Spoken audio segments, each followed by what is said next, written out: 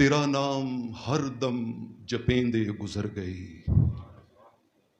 یا رسول اللہ یا حبیب اللہ، تیرا نام ہر دم جپیندے گزر گئی، اور نبی جی دی راہیں تکیندے گزر گئی، لباں دے بنیرے ساری حیاتی تیرے ناں دے دیوے بلیندے گزر گئی، خیالاں قیاساں تصوراں دے اندر، خیالاں قیاساں تصوراں دے اندر مدینے دا نقشہ بنیندے گزر گئی، اور حلیمہ دی ڈاچی دا کر کے تصور کھرے ڈاچیاں دے چومیندے گزر گئے۔ اللہ رب العالمین کا بے حد و حساب شکر ہے جس نے ہمیں یہ مبارک ایام ان سے فیضیاب ہونے کا حسین موقع نصیب فرمایا۔ اللہ جل مجدہ کے حضور کرم میں دعا ہے کہ رب کریم ہم سب کی گئی جملہ قربانیوں کو دنیا و آخرت میں شرف قبول نصیب فرمائے۔ میں سوچتا رہا کہ اس جمعہ پر موضوع سخن کیا ہونا چاہیے، تو پھر میرے ذہن میں اچانک خیال آیا کہ کیوں نہ قربانی کے جانوروں میں سے ہی اس جانور کا انتخاب کیا جائے جس کی قربانی رحمت کونین نے 100 اونٹوں کی شکل میں اللہ کے حضور پیش کی تھی۔ صحیح مسلم کی روایت ہے، حجۃ الوداع کے موقع پر رحمت کونین صلی اللہ علیہ وآلہ وسلم نے کتنے اونٹ قربان کیے؟ 100 اونٹ۔ آپ ذرا تصور کیجئے 100 اونٹ قربان کیے۔ اچھا 63 کو آقا علیہ الصلوۃ والسلام نے خود نہر فرمایا، اپنے دست اقدس سے ان کے حلقوم پہ، ان کے نہر پہ آپ نے نیزہ مارا اور ان کو ذبح کیا۔ بقیہ اونٹ مولائے کائنات علی شیر خدا رضی اللہ تعالی عنہ کے ذمہ لگائے کہ فرمایا اب بقیہ کو آپ ذبح کریں، تو کل حضور علیہ الصلوۃ والسلام کی طرف سے 100 اونٹ پیش کیے گئے۔ اچھا یہ صحیح مسلم ہے۔ سنن نبی داؤد میں لفظ بڑے ایمان افروز ہیں، کاش ہمارے جوانوں کی عربی اس درجے پہ آ جائے کہ پھر آپ کو محض ان لفظوں کے تکرار میں بھی مزہ آئے، ان لفظوں کے تکرار بار بار کہنے میں مزہ آئے، بار بار کہنے میں مزہ آئے۔ سنن نبی داؤد میں لفظ آئے ہیں قرب لرسول اللہ صلی اللہ علیہ وسلم بدنات 5 او 6۔ ان 63 اونٹوں میں سے آقا علیہ الصلوۃ والسلام کے سامنے 5 6 اونٹ کا مجموعہ وہ لا کے آپ کے سامنے پیش کیا جاتا، اور صحابہ کرام علیہم الرضوان کہتے ہیں ہم دیکھتے کہ وہ 5 یا 6 اونٹ جو الگ باقی کھڑے تھے، کیونکہ آقا علیہ الصلوۃ والسلام نے فرمایا کہ ایک جانور کے سامنے دوسرے کو ذبح نہیں کرنا چاہیے، تو آپ اکٹھے 5 6 اونٹ ان کا نہر فرماتے، تو وہ جو دور سے 5 6 اونٹ لے کے آتے نا حضور علیہ الصلوۃ والسلام کی بارگاہ میں، تو لفظ سنیے کہ وہ اونٹ کیا کرتے۔ حدیث پاک میں آتا ہے فتفقنا یزدلفنا بأیتہن یبدأ بہ، وہ ایک دوسرے سے آگے بڑھ بڑھ کے زبان حال سے گویا یہ کہتے آقا میری گردن پہ پہلے چھری چلائیے، میرے حلقوم پہ پہلے آپ اپنے دست اقدس سے نیزہ لگائیے۔ تو آقا علیہ الصلوۃ والسلام نے اس ایمان افروز منظر میں 100 اونٹوں کی قربانی پیش کی۔ تو میں نے سوچا کہ کیوں نہ آج کے اس وقت میں اونٹ کے موضوع پہ گفتگو کی جائے۔ میں نے سورہ غاشیہ کی ایک آیت مقدسہ تلاوت کرنے 17 آیت نمبر 17 تلاوت کرنے کی سعادت حاصل کی ہے۔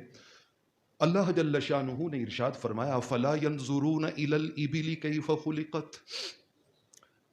اچھا میرے لیے پرابلم یہ ہوتا ہے کہ میں تحدیث نعمت کے طور پہ کہہ رہا ہوں، تحدیث نعمت کے طور پہ کہ اس خطبہ جمعہ کو تیار کرنے کے لیے میں نے میں بڑی احتیاط سے عرض کر رہا ہوں، بڑی احتیاط سے کم از کم کوئی 500 سے زیادہ کتابیں دیکھی ہوں گی، الحمدللہ ثم الحمدللہ۔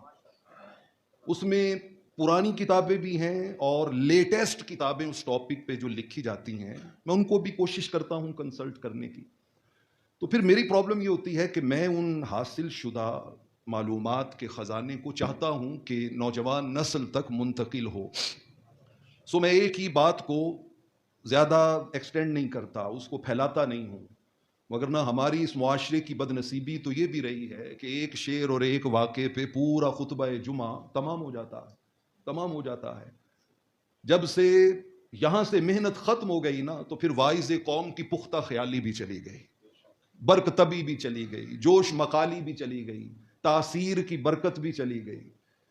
اصل محنت والا کام یہاں بیٹھ کے کرنے والا ہے کہ آپ قرآن و حدیث کی روشنی میں اپنے دین کا تصور اس اعتماد کے ساتھ دیں کہ سننے والا نوجوان محسوس کرے کہ الحمدللہ وہ جو قرآن نے کہا نا لقد کان لکم فی رسول اللہ اسوۃ حسنہ، 14 صدیاں گزرنے کے بعد بھی قرآن کا یہ پیغام حق بھی ہے اور سچ بھی ہے. The best role model of every age, of every walk, ہر زمانے کے لیے، ہر شعبے کے لیے میرے کریم جانے جانا مصطفیٰ جان رحمت صلی اللہ علیہ وآلہ وسلم کا اسوہ نور ہمیشہ اسوہ حسنہ بن کے لوگوں کو سر تسلیم خم کرنے پہ مجبور کرتا رہے گا. اللہ جل مجدہ نے، میں اس لیے ذرا بات کو تیزی سے لے کے آگے بڑھتا ہوں. اللہ جل شانہ نے سورہ غاشیہ میں فرمایا ہزاروں لاکھوں جانور ہیں لیکن خالق کونین نے ان میں سے ایک کا خطاب کیا، انتخاب، اور انتخاب کر کے کہا افلا ینظرون الی الابل کیف خلقت، کیا یہ لوگ اونٹ کو نہیں دیکھتے کہ رب نے اسے کیسے پیدا کیا؟ 4 دلائل کا ذکر ہے یہاں پہ. آگے قرآن نے کہا وَإِلَى السَّمَاءِ كَيْفَ رُفِعَتْ وَإِلَى الْجِبَالِ كَيْفَ نُصِبَتْ وَإِلَى الْأَرْضِ كَيْفَ سُطِحَتْ، آسمان کا، زمین کا، پہاڑوں کا. اور چوتھی چیز کیا ہے؟ اونٹ. اب کہاں آسمان، کہاں زمین، کہاں بلند و بالا پہاڑ، اور ان کے ساتھ ایک مخلوق جانوروں میں سے اونٹ کو جوڑا. اور آپ حیران ہوں گے کہ اللہ نے جو ترتیب رکھی ہے آسمان کا، زمین کا، پہاڑوں کا ذکر بعد میں کیا ہے، پہلے نمبر پہ اونٹ کا ذکر کیا. اس سے اس کی اہمیت اور بھی بڑھ گئی. افلا ینظرون الی الابل کیف خلقت، کیا یہ لوگ غور نہیں کرتے اونٹ کی طرف کہ اسے کیسے پیدا کیا گیا ہے، کیسی عجب مخلوق ہے اللہ کی. میں اب یہاں پر آپ کے سامنے قرآن مجید کی روشنی میں عرض کرتا ہوں کہ اللہ جل مجدہ نے ایک سورہ ملک، سورہ یاسین میں ہے، دوسرا سورہ نحل میں ہے. سورہ نحل میں خالق ذوالجلال نے جانوروں کے معاملے میں 5 بنیادی چیزیں ذکر کی. کتنی؟ 5 بنیادی چیزیں ذکر کی. میں آیتیں پڑھ دیتا ہوں اور پھر اس کا خلاصہ عرض کرتا ہوں. سورہ یاسین میں کہا وَذَلَّلْنَاهَا لَهُمْ فَمِنْهَا رَكُوبُهُمْ وَمِنْهَا يَأْكُلُونَ. اور سورہ نحل میں فرمایا کہ وَلَكُمْ فِيهَا دِفْءٌ وَمَنَافِعُ وَمِنْهَا تَأْكُلُونَ وَلَكُمْ فِيهَا جَمَالٌ حِينَ تُرِيحُونَ وَحِينَ تَسْرَحُونَ وَتَحْمِلُ أَثْقَالَكُمْ إِلَى بَلَدٍ لَّمْ تَكُونُوا بَالِغِيهِ إِلَّا بِشِقِّ الْأَنفُسِ. اور آگے چلتے چلتے پھر فرمایا لِتَرْكَبُوهَا وَزِينَةً. اور آگے فرما دیا وَيَخْلُقُ مَا لَا تَعْلَمُونَ. رب ذوالجلال نے فرمایا دیکھو بعض جانور ہوتے ہیں حلوبہ، حلیب دودھ کو کہتے ہیں، حلوبہ یعنی آپ ان سے میکسیمم فائدہ کس چیز کا حاصل کرتے ہیں؟ دودھ کا. اچھا بعض جانور ہوتے ہیں اکولا، عقل کھانے سے، آپ ان کا کیا کھاتے ہیں؟ گوشت کھاتے ہیں، وہ فائدہ حاصل کرتے ہیں. اچھا بعض جانور ہوتے ہیں جن کو رکوبہ کہتے ہیں. کیا کہتے ہیں؟ رکوبہ، کہ جن پر آپ کیا کرتے ہیں؟ سواری کرتے ہیں، جن پر آپ سامان لا کے سواری کرتے ہیں. اچھا بعض جانور ہوتے ہیں جن کو زینتن، انسان زیب و زینت کے لیے لوگوں کے سامنے لے کے آتا ہے کہ یار یہ میرے پاس گھوڑا ہے کتنا خوبصورت ہے. اب اس سے دودھ نہیں لینا، اس سے کچھ کھانا پینا نہیں ہے، بلکہ اس کو آپ نے لوگوں کے سامنے پیش کیا ہے فقط کس کے لیے؟ زیب و زینت کے لیے. ایک آدمی بکرا پکڑ کے آ رہا ہے، دوسرا آدمی بیڑا پکڑ کے آ رہا ہے، تیسرا آدمی کوئی اور جانور قربانی کا پکڑ کے آ رہا ہے، اور ایک طرف ایک چھوٹا سا بچہ اونٹ کی مہار پکڑ کے آ رہا ہے. تو تینوں مناظر کی خوبصورتی میں کیا ہوگا؟ فرق ہوگا نا. تو زیب و زینت کے لیے بھی بعض جانور جو ہیں وہ کیا ہوتے ہیں؟ استعمال ہوتے ہیں. میں نے یہ خلاصہ عرض کیا ہے قرآن کے 2 مقامات کا. امام فخر الدین رازی رحمۃ اللہ تعالی علیہ اور امام قرطبی رحمۃ اللہ تعالی علیہ انہوں نے فرمایا آپ ذرا غور کر کے دیکھو، کسی میں ایک فائدہ ہے، کسی میں دو فائدے ہیں کہ دودھ بھی پیتے ہیں، گوشت بھی کھاتے ہیں، کسی میں تین فائدے ہیں، لیکن یہ پانچوں فائدے رب ذوالجلال نے ایک جانور میں اکٹھے کیے ہیں اور اس کا نام اونٹ ہے۔ اس کا نام کیا ہے؟ اونٹ ہے۔ اس کا دودھ بھی دوہا جاتا ہے، اس کا گوشت بھی کھایا جاتا ہے، اس پہ سفر بھی کیا جاتا ہے، اس پہ سامان بھی لاد کے ایک جگہ سے دوسری جگہ منتقل کیا جاتا ہے، اور وہ خوبصورتی اور زیب و زینت اور جمال کا ایک حسین منظر بھی آپ کی نگاہوں کے سامنے لاتا ہے۔ تو انہوں نے کہا افلا ينظرون الى الابل کیف خلقت کی ایک تفسیر یہ بھی ہے کہ آپ جانوروں سے ملنے والے جس فائدے کی طرف بھی توجہ کریں گے آپ کو اونٹ جانوروں میں ممتاز دکھائی دے گا، ممتاز دکھائی دے گا۔ اچھا، قرآن مجید فرقان حمید میں اگر کسی شے کے نام زیادہ ہونا تو یہ اس کی عظمت کی دلیل ہوتی ہے۔ کثرت اسماء کسی شے کی عظمت پہ دلالت کرتی ہے۔ قرآن مجید فرقان حمید میں اللہ جل مجدہ نے اونٹ کے 13 نام استعمال کیے۔ کتنے نام؟ 13 نام۔ کبھی اسے جمل کہا، کبھی اسے ناقتن کہا، کبھی اسے رکابن کہا، کبھی اسے ابلن کہا، کبھی اسے ضامرن کہا۔ اب میں اگر ایک ایک نام کی ایک ایک آیت بھی پڑھنی شروع کروں نا تو بہت سا وقت اس میں چلا جائے گا کہ اللہ جل مجدہ نے قرآن مجید کبھی اس کو کوئی اور نام 13 نام قرآن نے ذکر کیے۔ اچھا، میں ان میں سے صرف ایک نام آپ کے سامنے رکھ دیتا ہوں، مگر نہ آپ کو اگر ذوق اور شوق ہو تو آپ مجھ سے بعد میں یہ ساری ڈیٹیل لے بھی سکتے ہیں، سن بھی سکتے ہیں، لیکن میں مختصر وقت میں ساری باتیں سمیٹنا چاہتا ہوں۔ ان 13 ناموں میں سے ایک نام ہے اونٹ کا جمل۔ کیا نام ہے؟ جمل۔ جمل اونٹ کو کہتے ہیں۔ اچھا، اللہ رب العالمین نے اس کو نام بھی وہ دیا ہے کہ اس جمل کے معنی ہی یہ ہیں خوبصورت، بیوٹیفل۔ جمل جمیل، اجمل، مطلب اس کا معنی بیوٹی ہے، خوبصورتی ہے۔ تو اللہ رب العالمین نے اس عجیب الخلقت جانور کو ایک نام کا دیا جملن، یہ بڑا خوبصورت جانور ہے، بہت حسین جانور ہے۔ قرآن مجید فرقان حمید نے سورہ اعراف میں اس نام کو ایک بہت بڑی حقیقت سمجھانے کے لیے استعمال کیا۔ فرمایا ان الذین کذبوا بآیاتنا واستکبروا عنها لا تفتح لهم ابواب السماء ولا يدخلون الجنة حتى يلج الجمل في سم الخياط۔ فرمایا تکبر کرنے والے کا جنت میں جانا ایسے ہی ناممکن ہے جیسے اونٹ کا سوئی کے ناکے سے گزرنا۔ تکبر کرنے والے کا جنت میں جانا ایسے ہی ناممکن ہے جیسے اونٹ کا سوئی کے ناکے میں سے گزرنا۔ تو آپ ذرا تصور کر لیجئے یہ تکبر کتنی بری شے ہے، کتنی بری شے ہے۔ ہمارے ساتھ پیسے والا سلام لے انداز اور ہوتا ہے، ریڑھی والا سلام لے انداز اور ہوتا ہے۔ ہمارے ہاں غریب رشتہ دار آ جائے تو ڈیلنگ اور ہوتی ہے، امیر رشتہ دار آ جائے تو ڈیلنگ اور ہوتی ہے۔ اور پھر ہم یہ بھی کہتے ہیں ہم نے کبھی تکبر نہیں کیا، ہم نے کبھی غرور نہیں کیا، ہم نے کبھی خود کو سپیریئر نہیں سمجھا۔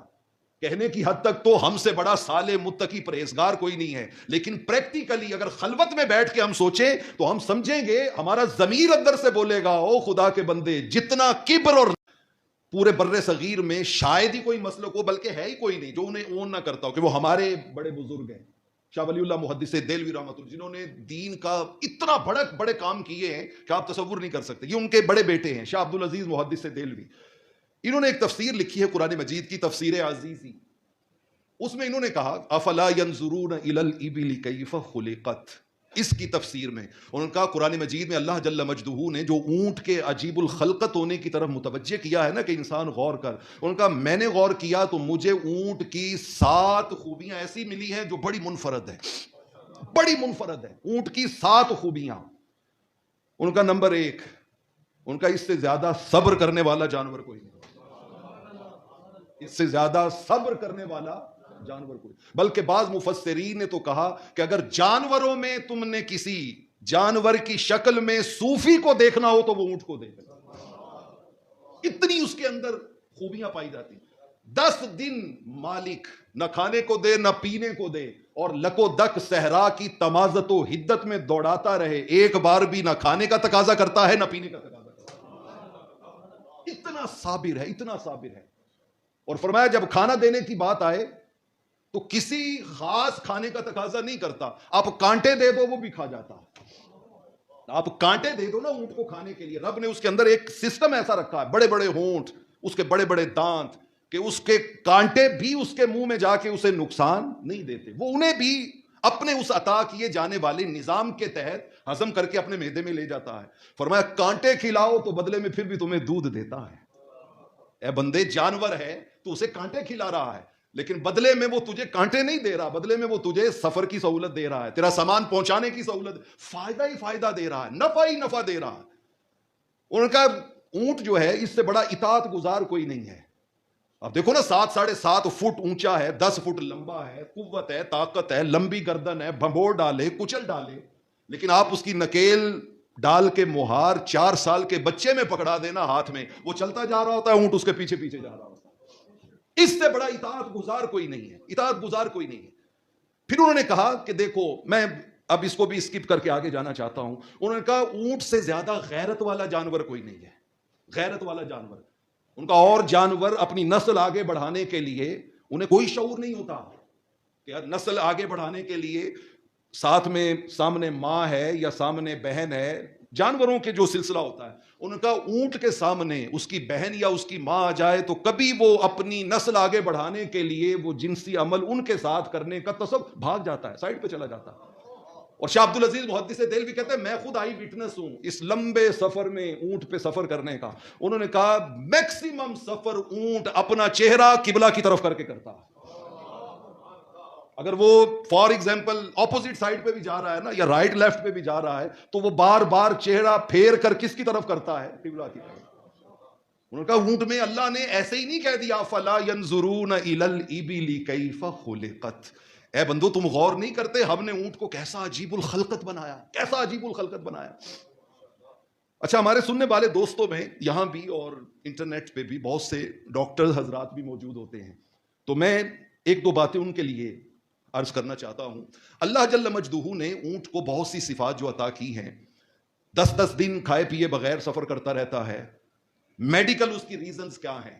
میڈیکل ریزنز، عام بندے کے اندر جو خون ہوتا ہے نا، خون اور دیگر جانور جو پائے جاتے ہیں اس کو ڈی ہائیڈریشن کہتے ہیں، خون کی کمی، کہ آپ کو وامٹنگ ہو گئی، پسینہ زیادہ آ گیا، آپ نے پانی کم استعمال کیا ہے تو آپ کے جسم میں پانی کی کیا ہو گئی؟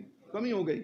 عام جانوروں میں 15% اگر پانی کا جو مطلوبہ لیول ہے اس سے کم ہو جائے تو اس کی ڈیتھ ہو جاتی ہے، لیکن رب ذوالجلال نے اونٹ میں یہ خوبی رکھی ہے کہ اگر اس کے مطلوبہ پانی کا لیول 25% تک بھی کم ہو جائے وہ ہلاک نہیں ہوتا، وہ سروائیو کر جاتا ہے، اسے ڈی ہائیڈریشن کا پرابلم نہیں ہوتا، اس لیے کہ اونٹ اپنے اندر جو پانی پیتا ہے اس کو وہ سٹور کرتا ہے، وہ ذخیرہ کرتا ہے۔ اور میڈیکل سائنس نے ایک عجیب انہوں نے اس کی ریزن دریافت کی۔ ان کا دیکھیے، انسان کا کوئی بھی خون 4 چیزوں سے بنتا ہے، پلازما ہوتا ہے، اس میں ریڈ سیل ہوتے ہیں، وائٹ سیل ہوتے ہیں، اس میں وہ پلیٹلیٹس ہوتے ہیں۔ میں صرف ان میں سے 2 آپ کے سامنے رکھتا ہوں۔ پلازما پانی ہوتا ہے بیسیکلی، شوگر ہوتی ہے، نمکیات ہوتے ہیں، ایک لیکوڈ ہوتا ہے جو انسان کی باڈی میں سرکولیٹ کرتا ہے۔ اچھا، اس کے اندر ریڈ سیل ہوتے ہیں، سرخ خلیے، انسان کے خون کے اندر ریڈ سیل ہوتے ہیں۔ ریڈ سیل کا بنیادی کام ہے انسان کے پھیپھڑوں تک اور دیگر اعضائے جسم تک آکسیجن فراہم کرنا۔ اگر ریڈ سیل کی کمی ہو جائے، شارٹیج ہو جائے، تو بندے کے اعضاء تک آکسیجن پراپر طریقے سے نہیں پہنچتی۔ تو ریڈ سیل آکسیجن پہنچاتے ہیں، کاربن ڈائی آکسائڈ واپس لاتے ہیں پھیپھڑے میں، جس کو وہ باہر نکالتا ہے۔ تو یہ آکسیجن اور کاربن ڈائی آکسائڈ کا جو انسانی باڈی میں عمل ہے، اس کو کرنے والے کون سے خلیے ہیں؟ Red cell. ہر جانور کے ریڈ سیل سرکل میں بنے ہوئے ہیں۔ کس میں بنے ہوئے ہیں؟ سرکل میں، یعنی وہ خون کے اندر بہ رہے ہوتے ہیں۔ ان کا واحد جانور اونٹ ہے جس کے ریڈ سیل سرکل میں نہیں ہوتے، بیضوی شکل، اوول شیپ میں ہوتے ہیں۔ اس کا کیا فائدہ ہوا؟ ان کا سرکل میں بنے ہوئے ریڈ سیل جب انسان کی شریانوں کے اندر ٹریول کرتے ہیں تو جیسے ہی لیکوڈ کم ہوتا ہے نا، وہ آپس میں پھنس جاتے ہیں، وہ ٹریول نہیں کر پاتے۔ اور اونٹ کے چونکہ بیضوی شکل میں بنے ہوتے ہیں، اگر وہ لیکوڈ جو خون کا آنتوں میں چل رہا ہوتا ہے، شریانوں میں چل رہا ہوتا ہے، اس کا لیول کم بھی ہو جائے، وہ گاڑھا بھی ہو جائے، تو فرمایا یہ اپنی شکل کی بنیاد پہ رکتے نہیں ہیں، بلکہ یہ آنتوں میں اور شریانوں میں چلتے رہتے ہیں۔ یہ کون سی سائنسی حقیقت ہے جس کو صدیوں بعد آج کے دور میں جا کے دیکھا جا رہا ہے؟ اور اس امی معاشرے میں رب کا محبوب دعوت غور و فکر دے رہا ہے. اور سائنس کی بلندیوں پہ پہنچنے والوں، تم سائنس کے عروج کے دور میں جا کے کہو گے کہ یار اونٹ بڑا عجیب جانور ہے. میں تمہیں آج بتا رہا ہوں کہ اونٹ سے زیادہ عجیب جانور ہے ہی کوئی نہیں. اللہ اکبر یا رسول مصطفیٰ. افلا ينظرون الى الابل كيف خلقت. اے بندے تو غور نہیں کرتا کہ رب نے اونٹ کو کیسے پیدا کیا؟ آپ ذرا دیکھیے. میں اب بہت سی چیزیں میں کہا آپ کو چھوڑتا جا رہا ہوں. امام فخر الدین رازی تفسیر کبیر میں لکھتے ہیں، کہتے ہیں اونٹ کو اللہ نے ایک اور غیر معمولی قوت یہ بھی دی ہے کہ اس کا امیجینیشن، اس کا تخیل وہ بڑا مضبوط ہوتا ہے. جہاں ایک بار یہ کوئی چیز دیکھ لے تو پھر اس کو بھولتا نہیں ہے. ان کا مالک بس اس راہ پہ ڈال دے تو یہ اپنی منزل پہ خود بخود کیا کرتا ہے، پہنچ جاتا ہے. امام فخر الدین رازی کہتا ہے میں خود اس کا آئی وٹنس ہوں. تفسیر کبیر میں ان کا ہم ایک لک و دک صحرا میں جا رہے تھے، راستہ بھول گئے. اب پانی ختم ہوتا جا رہا ہے، خوراک ختم ہوتی جا رہی ہے، منزل کہیں نظر نہیں آ رہی. ہم بڑے پریشان ہوئے. رائٹ جاتے ہیں تو آگے جا کے پھر پتہ لگتا ہے کہ نہیں یہ تو نہیں ہے وہ راستہ دیکھا ہوا. پھر لیفٹ ڈھونڈتے ہیں، نہیں ملتا. کسی دانا آدمی نے اس نے کہا یار تم ایسے کرو، یہ جو گائیڈ ہے نا اس کو پیچھے ہٹا لو اور ایک اچھے اونٹ کو آگے لگا دو اور اس کو چلا دو، اس کے پیچھے چلتے چلو. وہ کہتے ہیں ہم نے اس کی بات مان لی. ایک اونٹ اچھا جو تھا اس کو آگے لگا کے ہم نے چلا دیا اور باقی قافلہ اس کے پیچھے پیچھے لگ گیا. اس نے کہا کبھی وہ دائیں مڑے، کبھی بائیں مڑے، کبھی ادھر جائے کبھی ادھر جائے. ہر کوئی کہے یہ تجویز دینے والوں نے زیادتی کی ہے، ہمارا وقت ضائع ہو رہا ہے، ہم بہت زیادہ خطرے کی طرف بڑھ رہے ہیں، کہیں موت کی طرف نہ چلے جائیں، پانی ختم ہو جائے گا تو ہم ایک جانور کے پیچھے لگ کے وقت اپنا برباد کر رہے ہیں. امام راضی کہتے ہیں اس نے دائیں بائیں آگے بائیں مڑنے کے بعد اچانک سارے خوشی کے ساتھ نعرہ لگا اٹھے. انہوں نے کہا آ گیا وہ رستہ جس راستے کو ہم سب پہچانتے ہیں. ان کا اس کا تخیل، امیجینیشن بڑا زبردست ہوتا ہے، بھولتا نہیں ہے. یہ راستے کو ایک بار تک لے تو پھر دوبارہ اس راستے سے دائیں بائیں نہیں ہٹتا اس سے. دوستان عزیز، میں نے اونٹ کی اتنی باتیں آپ کے سامنے رکھ دی. آؤ نا اب اس اونٹنی کی بات کریں جس پر رحمت کونین جلوہ گر ہوتے تھے، جس کے تصور کر کے ہم اونٹوں سے پیار کرتے ہیں، جس سے پیار کرتے ہیں. اس اونٹنی کا نام کیا ہے؟ قصوہ. کیا نام ہے؟ اچھا، بعض اہل لغت نے کہا کہ یہ قصوہ بھی ہے، کاف پہ پیش کے ساتھ، اور بعضوں نے نہیں کہا کہ کاف کے زبر کے ساتھ ہے، قصوہ. تاہم یہ ایک لغت کا اختلاف ہے. قصوہ اونٹنی. قصوہ یہ مؤنث ہے اقصا کی. اقصا کا مطلب ہوتا ہے کسی چیز کو دور کرنا. کسی چیز کو کیا کرنا؟ دور کرنا، الگ کرنا. ان کا رحمت کونین صلی اللہ علیہ وآلہ وسلم نے اپنی اونٹنی کا نام کیا رکھا؟ قصوہ. خدا کی قسم، میں جن مفسرین اور محدثین نے یہ تعریف کی ہے نا، وہ تعریف پڑھنے کے بعد میں تو اس اونٹنی کے مقدر پہ اور زیادہ رش کرنے لگا، اور زیادہ. فرمایا آقا نے نام بھی سوچ سمجھ کے چن کے عطا کیا اس کو. فرمایا یہ وہ اونٹنی ہے جس کو آقا نے دنیا کے ہر کام اور خدمت سے الگ کر کے اپنے لیے مختص کر لیا. اب وہ روٹین کے کاموں میں استعمال نہیں ہوتے، اس پر صرف آقا جلوہ گر ہوتے، صرف رحمت کونین سواری کرتے تھے. حتیٰ کہ انہوں نے کہا حضور علیہ الصلوۃ والسلام اسے چرنے کے لیے چراگاہ کی طرف بھی اکثر نہیں بھیجتے تھے. آپ کہتے یار اس کے لیے چارہ یہی لے آؤ، اس کے لیے چارہ یہی لے آؤ. اور میرا دل کہتا ہے وہ چارہ کھاتی کب ہوگی؟ وہ چارہ رحمت کونین کی اونٹنی ہے، وہ تو حضور کو تک کے ہی سیر ہو جاتی ہوگی، وہ تو حضور علیہ السلام کی زیارت سے ہی فیضیاب ہوتی جا رہی ہوگی. وہ قصبہ اونٹنی آقا علیہ الصلوۃ والسلام. اور یہ خریدی کس نے ہے؟ نقشبندیوں کے سردار تاجدار صداقت سیدنا صدیق اکبر نے.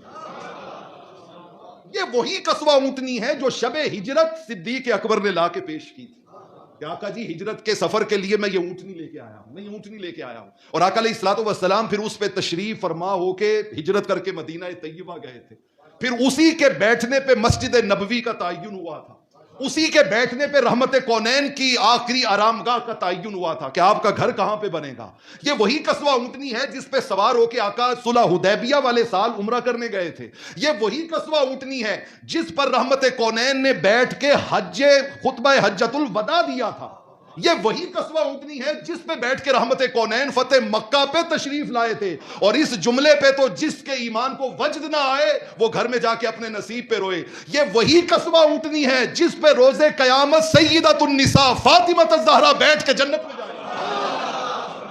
وہی قصوہ اونٹنی، یہ وہی قصوہ اونٹنی. میرے کریم آقا علیہ الصلوۃ والسلام کا جب وصال اقدس ہوا نا تو صحابہ کرام کہتے ہیں خدا کی قسم اونٹنی نے کھانا پینا چھوڑ دیا. ہم طرح طرح کی چیزیں لا کے سامنے رکھتے, نہ پانی پیتی نہ کھانا کھاتی. وہ تکتی کہ وہ بددعا کے مکھڑے والا کہاں چلا گیا. وہ ان کی تلاش کے لیے ادھر ادھر نظریں دوڑاتی. کہتے ہیں 2-3 ہفتے گزرے, اس کی بینائی چلی گئی, اور ابھی 1 مہینہ گزرا تھا کہ وہ جو اس نے کھانا پینا چھوڑ دیا تھا اور بینائی چلی گئی تھی, اس کے سبب سے رب ذوالجلال نے ٹھیک 1 مہینے کے اندر اندر اس کو موت دے دی اور اللہ کے حضور میں پیش ہو گیا. یہ قصوہ اونٹنی, رحمت کونین نے جانوروں کو بھی قریب کیا ہے, تو پھر وہ جانور بھی حضور کی محبت میں گم ہو گئے. اچھا, اونٹنی کی ایک اور خوبی اونٹ کی, یہ اچھی آواز کو سنتا ہے اور اس سننے کا اثر لیتا ہے.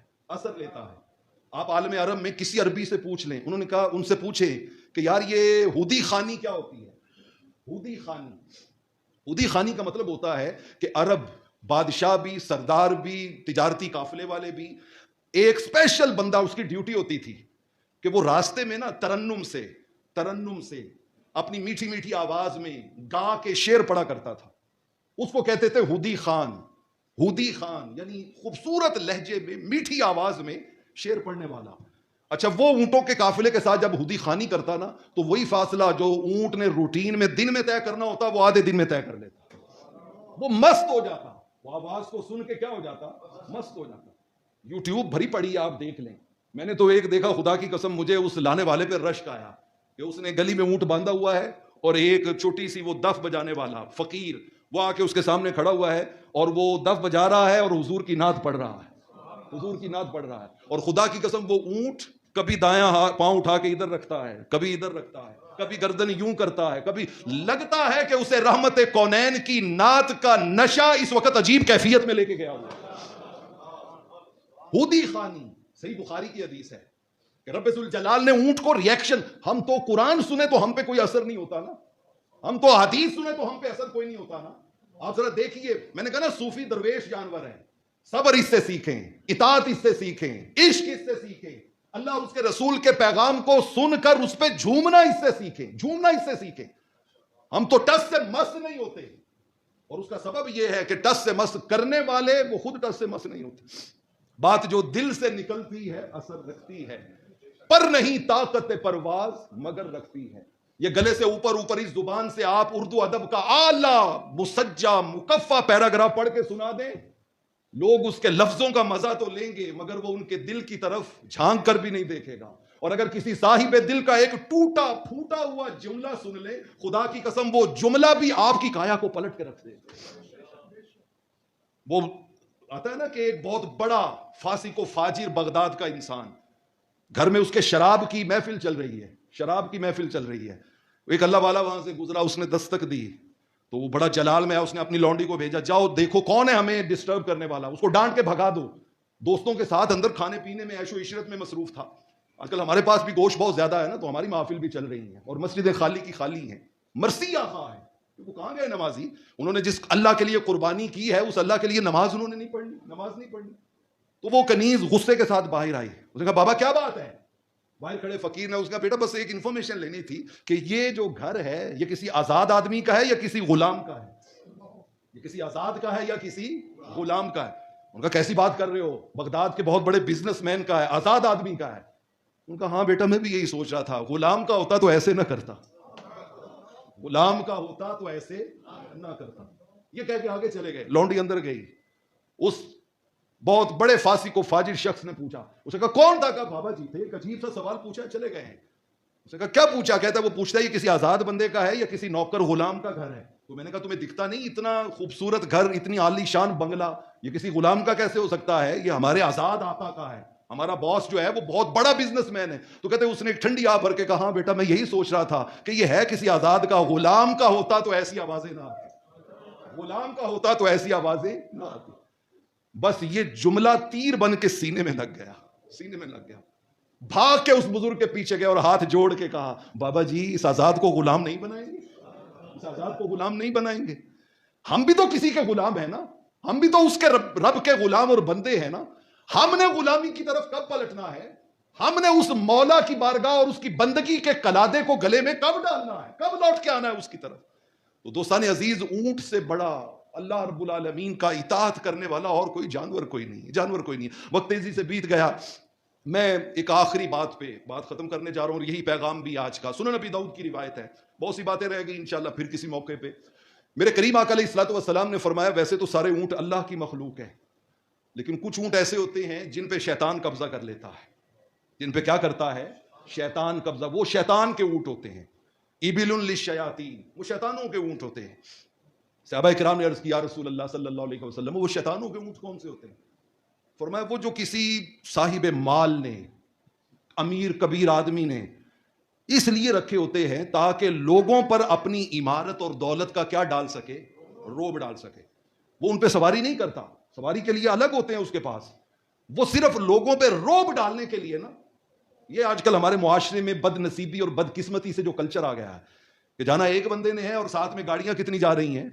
50 جا رہی ہیں، 100 کا قافلہ جا رہا ہے، اسکواڈ چل رہے ہیں ساتھ میں۔ اب عام آدمی بھی جس کے پاس پیسہ ہے اس نے 10 گارڈ رکھے ہوئے ہیں کہ لوگوں کو پتہ کیسے چلے کہ میرے پاس دولت ہے، میرے پاس طاقت ہے، میرے پاس منصب ہے۔ ایسے ہی 10 گاڑیاں فضول میں ساتھ میں رکھی ہوئی ہیں اور وہ ساتھ میں چل رہی۔ آقا علیہ الصلوۃ والسلام نے فرمایا کہ وہ جا رہا ہوتا ہے لیکن اللہ کے بندے لمبے لمبے سفر پیدل کر کے مشقت سے گزر رہے ہوتے ہیں اور اسے کسی کو اپنے اس سواری پہ بٹھانے کی توفیق نہیں ہوتی۔ رب نے یہ نعمتیں دی تھی مخلوق خدا کی خدمت کے لیے، اور اس نے ان کو رکھا ہے اپنی نمود و نمائش کے لیے، اپنے غرور فخر اور تکبر کے لیے۔ فرمایا ایسے اونٹ شیطان کے اونٹ ہوتے ہیں، اور بروز قیامت رب ذوالجلال ان میں سے ایک ایک کا اس سے کیا لے گا؟ حساب لے گا۔ دوستان عزیز، میں قربانی کے ان مبارک ایام میں قربان کیے جانے والے اس عظیم جانور کی کہانی اس پیغام پہ ختم کرنا چاہتا ہوں، پیغام پہ ختم کرنا چاہتا ہوں کہ یارو اتنا طاقتور منہ زور جانور، اس کے صرف ناک میں نکیل ڈالی ہے تو وہ ایک چھوٹے سے بچے کی بھی اطاعت کر رہا ہے، چھوٹے سے بچے کی اطاعت کر رہا ہے۔ ہمارے ناک میں تو بندگی کی نکیل ہے، اللہ کی بندگی کی نکیل ہے، اس کی مخلوق ہونے کی نکیل ہے۔ ہمیں وہ نکیل کیوں نہیں کھینچتی اپنی طرف؟ کیوں نہیں کھینچتی؟ ہم کب تک ایک سرکش اونٹ کی طرح اس کی بارگاہ سے دور بھاگتے رہیں گے؟ اور اگر ساری زندگی بھاگتے بھاگتے گزر گئی تو پھر اس کی بارگاہ سے دوری بھی بہت بڑھ جائے گی۔ پھر زباں پر وقت نزا اشہد اللہ الہ الا اللہ کی صدا کہاں سے آئے گی؟ پھر وقت نزا رحمت کونین کے جلوے کہاں سے ملیں گے؟ پھر قبر میں حضور کی شفاعت کی خیرات کیسے ملے گی؟ پھر قیامت والے دن لواء الحمد کے سائے کہاں سے آئیں گے؟ پھر قیامت والے دن ساقیے کوثر کے دست اقدس سے حوض کوثر کے جام کہاں سے آئیں گے؟ کہاں سے آئیں گے؟ اج بھی کیتی جانے ہاں، لو بھی پیتی جانے ہاں، کھا کے مال یتیماں دا پج مسیتی آنے ہاں، چھری نہ پھیری نفساں تے دمبے کیتی جانے ہاں، دل دے پاک پوتر حجرے پری پلیتی جانے ہاں، فرض پلائی بیٹھے ہاں نفلاں نیتی جانے ہاں، او گھر نو جا کے سارے سوچئے ایک ہی کیتی جانے ہاں، ایک ہی کیتی جانے ہاں۔ اللہ اس اونٹ کے ذکر کے صدقے میں ہمیں بھی اپنی بارگاہ کی کامل سچی بندگی نصیب فرمائے۔ وآخر دعوانا